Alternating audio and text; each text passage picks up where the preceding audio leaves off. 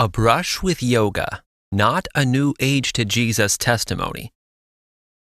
I recently stumbled upon an article by a longtime casual yoga practitioner who left the practice after becoming disillusioned with what she felt yoga had become. She had decided that yoga was not for her anymore, after evidently considering the situation unredeemable. It was an interesting read and made me think of those stuck with unfulfilled promises in the pursuit of an elusive wellness. I could relate to her feelings of disillusionment. I will admit that I know nothing about yoga, not even a pose or mantra. As I searched for articles about yoga, one titled, "What are the benefits of yoga?" caught my attention. The article made several scientifically supported claims, but I'm having a tough time with safe and effective science these days. Fortunately, there may not be trade secrets or other interests that some want to protect in connection with yoga. I don't know, but I welcome transparency on that subject. The physical benefits make it tempting to try yoga because I sense an increased urgency to remain in control of my body after too much sitting over the past few years, which has affected me in unexpected ways. I have been working in a sitting position most of the time and not exercising my legs enough. That hasn't turned out so well. I found myself battling a physical weakness I did not see coming. Thankfully, the worst of it is behind me, and having a diagnosis has been empowering. But yoga, regardless of why it is pursued, is not separated from its spiritual aspects, and for that reason, there may not be a path forward for yoga for those who consider it incompatible with their beliefs. This isn't a lesson on the spirituality of yoga.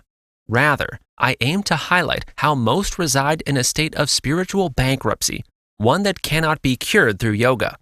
One may, through practicing yoga, receive a boost in his or her sense of harmony with the metaphysical world surrounding our experience as humans. Still, such boosts will always be needed, which tells a compelling story of inefficacy and hard-to-grasp unsafety to those who have ears to hear it. 11 years ago, I had an uplifting encounter. It was not a boost toward any heightened sensation. On the contrary, it was a massively humbling experience, nothing good for my self-esteem. I realized who I was. This was not a self-realization, and my perception of being a good person was challenged.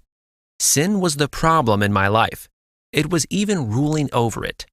Sin is the antithesis of all that is conducive to spiritual life, communion with God, and harmony with His creation. I realized I needed to change course, which led to my coming to the knowledge of the truth. I felt like a deflated balloon that the world had stepped on in more ways than could be fathomed. I was also troubled to recognize how the choices I made had led to my own destruction. It was in this position of contriteness that I experienced a sense of clarity and honesty about the state I was in. This led to my finding and eating the bread of life, which suddenly infused me with true spiritual life. Having a pure heart became something I identified with due to a cleansing I didn't know I needed. My self-worth was also established in a non-egocentric way. Jesus said to me, "Peace be upon you." And I was filled, having henceforth no intention of being deflated again.